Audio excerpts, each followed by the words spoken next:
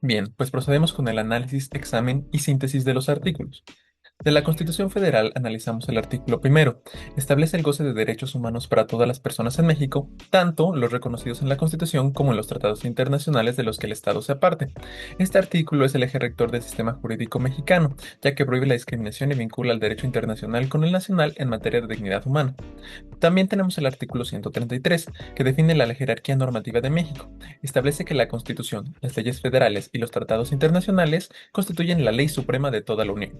Con esto se garantiza la unidad del ordenamiento jurídico nacional al subordinar todas las leyes estatales y actos de autoridad a lo dictado por la Constitución y los compromisos internacionales en México.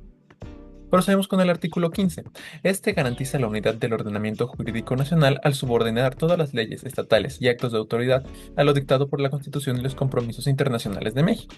Asimismo, protege los derechos civiles fundamentales frente a acuerdos internacionales, asegurando que en México no se participe de persecuciones políticas o retrocesos en la libertad personal. El artículo 76, fracción primera, otorga al Senado la facultad exclusiva de supervisar la política exterior del Ejecutivo y la potestad de aprobar o rechazar cualquier tratado internacional, así como cualquier cambio posterior en su vigencia. Con este artículo se garantiza que el presidente no tenga un cheque en blanco. El Senado evalúa si lo negociado es de beneficio para la nación y decide si ratificarlo o no. El artículo 89, fracción décima, otorga al presidente la titularidad de la política exterior. Define su capacidad para negociar, firmar y modificar tratados, pero lo vincula obligatoriamente a 8 principios normativos que dictan la postura que debe adoptar el país ante el mundo. Este artículo transforma la política exterior de una simple decisión política en una obligación constitucional. Bien, pues el artículo 117, en resumen, salvaguarda la unidad del Estado federal, ya que enumera las acciones que las entidades federativas tienen prohibido realizar bajo cualquier circunstancia. Adicionalmente, garantiza la unidad nacional y la existencia de un solo mercado interno, evitando que los estados actúen como soberanías independientes en temas críticos. Por su parte, el artículo 118 establece restricciones que los estados pueden obviar solo si cuentan con la aprobación del Congreso de la Unión. En este sentido, es una restricción relativa que permite cierta flexibilidad en casos de emergencia o seguridad, siempre bajo la tutela del orden federal. Bien, y pues sobre la ley de la celebración de tratados, tenemos el artículo primero. Este artículo describe el objeto de esta ley, es decir, establece el marco regulatorio para la celebración de tratados y acuerdos interinstitucionales en el ámbito internacional fundamentado en el artículo 133 constitucional. El artículo 2 funciona como un glosario técnico legal de la ley, ya que, por ejemplo, define los vocablos relevantes para esta, dentro de los que resalta el tratado y acuerdo interinstitucional, ya que introduce una distinción de jerarquía y competencia. En su artículo 8 se establecen los requisitos obligatorios que deben cumplir todos los mecanismos internacionales de solución de controversias, incluidos en los tratados o acuerdos, ya que funciona como una salvaguarda procesal que traslada garantías constitucionales fundamentales al ámbito internacional. En el artículo 9 se establece la facultad excepcional para que el Gobierno de México se niegue a reconocer o ejecutar resoluciones de tribunales o paneles internacionales. Tiene el objetivo de ser una cláusula de salvaguarda, es decir, que busca proteger intereses superiores que no pueden ser comprometidos por un tribunal extranjero. Bien, y en el artículo 11, este artículo regula la homologación y ejecución de decisiones extranjeras en el sistema nacional, vinculándolas directamente con el Código Nacional de Procedimientos Civiles y Familiares. Además, permite que dichas resoluciones sean utilizadas como material probatorio por otros ciudadanos. Y ahora, naturalmente relacionados a la previamente mencionada ley sobre la celebración de tratados, existe la ley sobre la aprobación de tratados internacionales en materia económica, cuyo artículo primero, como podemos ver, indica las reglas del juego para que el Poder Legislativo, en la creación de compromisos económicos internacionales, reglamente las facultades constitucionales del Senado, específicamente en el ámbito de tratados económicos internacionales, estableciendo un marco jurídico para la aprobación de tratados que afecten al comercio. En su artículo segundo se establece una remisión normativa a la ley sobre la celebración de tratados para definir lo que es un tratado y fija condiciones obligatorias para que éste tenga validez. Es decir, que sirve como una guía de los elementos a evaluar para determinar si el tratado debería ser aprobado o no. En su artículo 3 se enumeran los fines que el Estado mexicano debe perseguir, como elevar el nivel de vida, generar empleo y proteger la soberanía nacional. Además, obliga a los tratados, aunque no sean comerciales, sino que busque el desarrollo sustentable, el equilibrio regional y la competitividad. En pocas palabras, representa la brújula de la política exterior económica. En su artículo 4 establece una lista de 7 requerimientos que debe cumplir el tratado que se pretenda firmar. Con estos requerimientos se busca garantizar la seguridad jurídica, la equidad comercial y la protección del desarrollo nacional. En su artículo 9 se establece el expediente obligatorio que se le debe de entregar al Senado al momento de solicitar la aprobación de un tratado ya firmado por el Poder Ejecutivo. El propósito de la documentación y proceso solicitado en este artículo es que el Senado no apruebe ciegamente el tratado, sino que tenga perspectiva del impacto que éste causará. En su artículo 11 se establece el derecho a los ciudadanos y organizaciones a emitir su opinión al Senado en cuanto a un tratado económico. Este artículo busca poner en práctica el principio parlamento abierto, para garantizar que el proceso de aprobación de tratados no sea exclusivo de los poderes, sino también de los ciudadanos. En su artículo 12 se establecen los medios para que el Senado escuche y atienda las propuestas referentes a los tratados en materia económica que le hagan llegar los gobiernos y congresos locales, con el propósito de que la Federación no ignore las realidades locales. Finalmente revisaremos algunos artículos de la Convención de Viena sobre el derecho de los tratados.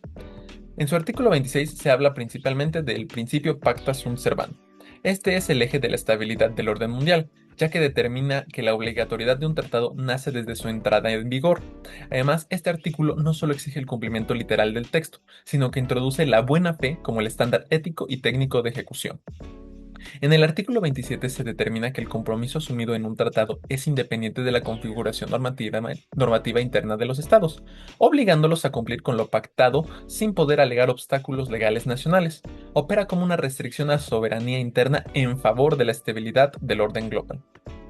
Y finalmente tenemos los últimos dos artículos que revisaremos. El artículo 46 se centra en el vicio del consentimiento. ¿Qué es lo que sucede cuando un Estado firma un acuerdo violando sus propias reglas internas sobre quién tiene poder para hacerlo, para firmar el tratado? Este artículo es una válvula de seguridad jurídica que equilibra dos principios: la soberanía del Estado y la seguridad de las relaciones internacionales. Finalmente, el artículo 53, que establece la nulidad absoluta de cualquier tratado que, al momento de su creación, contradiga una norma imperativa del derecho internacional general. Este artículo introduce el concepto de orden público internacional.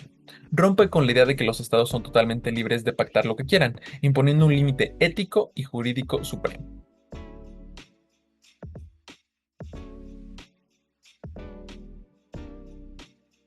Comenzando a hablar sobre la diferencia entre los tratados autoaplicativos y heteroaplicativos, y sobre los primeros, que son aquellos que contienen aquellas normas directamente aplicables por los jueces, conocidos también como de self-executing. Miguel Carbonell menciona que no basta con la celebración del tratado ni su ratificación. Es menester que el Estado ejecute un proceso de armonización que conlleva bien la derogación de ciertas normas, la emisión de otras o la reforma legislativa, vista como estas medidas que debe adoptar un Estado al momento en que incorpora un tratado a su derecho interno. También señala que es importante la revisión de las políticas públicas para hacer efectivo el tratado. Sobre si un tratado internacional puede incorporar un delito o una contribución, la respuesta es no. La reserva de ley constituye aquí la máxima expresión del principio de legalidad en sentido estricto, en materias como la penal y la tributaria. Javier Dondé, investigador del INACIPE, señala que aunque haya tratados autoaplicativos, estos no pueden saltarse los candados constitucionales. Tratándose de delitos, las penas, los delitos deben ser tipificados y sancionados agotando el proceso legislativo que señala la Constitución. Asimismo, esto está consagrado en el artículo 14 de la misma. Las contribuciones, por su parte, también descansan básicamente en un principio de legalidad, entre otros requisitos que establece el artículo 31 constitucional, para que puedan ser exigibles a los contribuyentes. Javier Dondé, regresando a la parte de los delitos, señala que hay delitos internacionales que, si bien pueden ser incorporados al derecho interno, los estados tienen la obligación de conciliar los objetivos del derecho internacional con las exigencias del derecho interno. Esto se puede trasladar al grado de punibilidad que le puede dar un estado a un delito al momento en que lo incorpora en su derecho interno.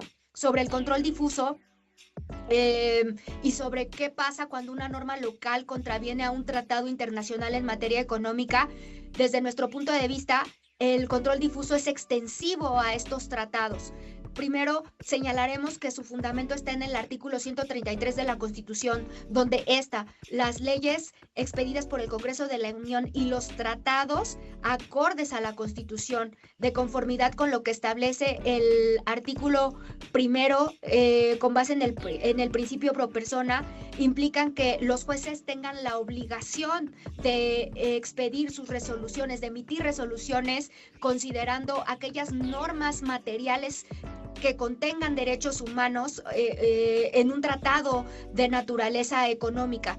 Su naturaleza económica no lo priva de proteger también derechos fundamentales. Ejemplos de esto son el derecho al debido proceso, a la no discriminación, a la justa indemnización, entre otros, a la no discriminación, por ejemplo. En tratándose del control difuso, podemos definirlo como esta medida que tutela los derechos fundamentales, los derechos humanos de los ciudadanos y que obligan al juez a inaplicar una norma jurídica cuando sea contraria a un derecho fundamental, en oposición al control concentrado que conlleva la invalidez general y la expulsión de la norma jurídica. En nuestro sistema, como mencionábamos, el artículo 133 constitucional no es privativo de si un tratado internacional debe ser de naturaleza comercial o de naturaleza de derechos humanos para gozar de ese control difuso. Tratándose de tratados comerciales, es importante que el Estado considere que el tratado sea autoaplicable, que comprometa derechos humanos previstos en el mismo tratado y que genere derechos exigibles aplicables al caso concreto. Un ejemplo de esto lo resolvió la Suprema Corte en una expropiación cuya indemnización era alegada por el sujeto que la había sufrido, señalando que buscaba la aplicación del Tratado de Libre Comercio para obtener una indemnización justa. Aquí la Suprema Corte de Justicia resolvió que no aplicaba al caso concreto porque él no era un inversionista extranjero o un sujeto previsto como dentro del ámbito personal de validez del mismo tratado. Entonces, ahí se encuadra este último supuesto que hemos mencionado.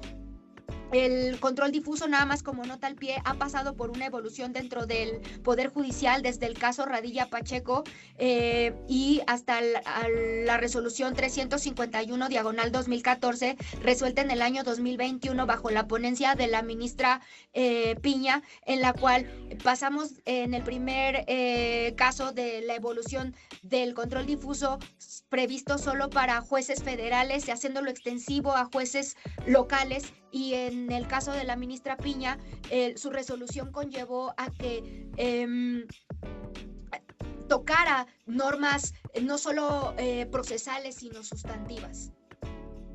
Sí, sobre una contradicción del sistema convencional económico y que por el cual México pudiera alegar que no cumple con una obligación internacional prevista en un tratado comercial, la respuesta es no. El artículo 27 de la Convención de Viena sobre Derecho de los Tratados es enfático en cuanto a que los estados no pueden invocar sus disposiciones de derecho interno para abstraerse del cumplimiento de sus obligaciones en tratados internacionales.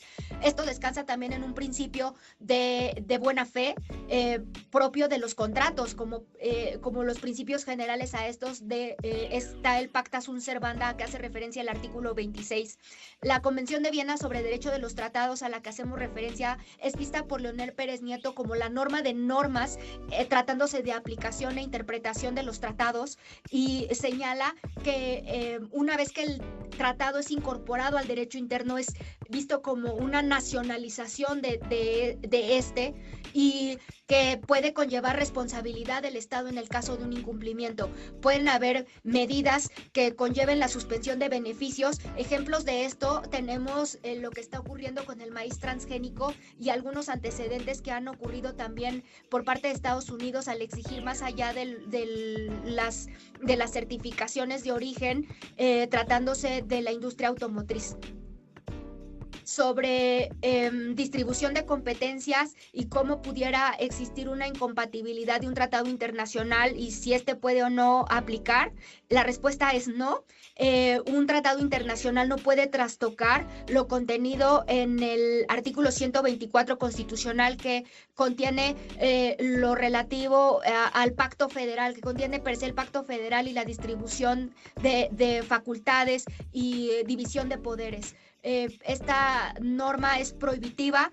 Si bien los estados pueden enfrentar cierta presión al momento en que celebran un tratado internacional para que sus normas o leyes locales puedan ser modificadas y existan mecanismos de coordinación en los cuales esta norma no constituye un obstáculo técnico de ejecución del tratado comercial, entra aquí lo que mencionaba el maestro Carbonell sobre esta armonización legislativa que se requiere principalmente en estos casos en materia ambiental. Es un ejemplo donde los tratados en materia comercial pueden incluir normas de esta naturaleza. Sobre las fuentes de derecho internacional y cómo México es sujeto de derecho internacional, no solo los tratados son la fuente de derecho internacional, existe la costumbre, los principios generales de derecho y el llamado jus cogens. Podemos hacer una parada aquí y hablar un poco de la costumbre internacional, definida por la maestra Loretta Ortiz como ese mecanismo de formación de normas que es autónomo, que se compone de dos elementos, uno material y uno espiritual. El material son estas prácticas, estos usos, y el espiritual es la opinio iuris, esa obligatoriedad adoptada por la gente que reconoce una práctica como generalizada y como obligatoria, que los mismos organismos internacionales a través de sus resoluciones comprueban su existencia y que puede tener, según la maestra, puede ser de tres tipos: universal, regional y particular en función del número de estados que los puedan reconocer o adoptar. Por su parte, el jus cogens, visto como esta norma de normas que está en la cúspide de la jerarquía normativa según Miguel Carbonell y que constituye estos valores internacionalmente reconocidos por la comunidad internacional y que son esenciales y que son, según su libro, también este núcleo duro de derechos humanos, son también una fuente de derecho internacional. Aquí es importante mencionar que conforme a la Convención de Viena, aquellos tratados que violen un derecho de jus cogens en automático se pueden considerar como tratados que conllevan una nulidad absoluta.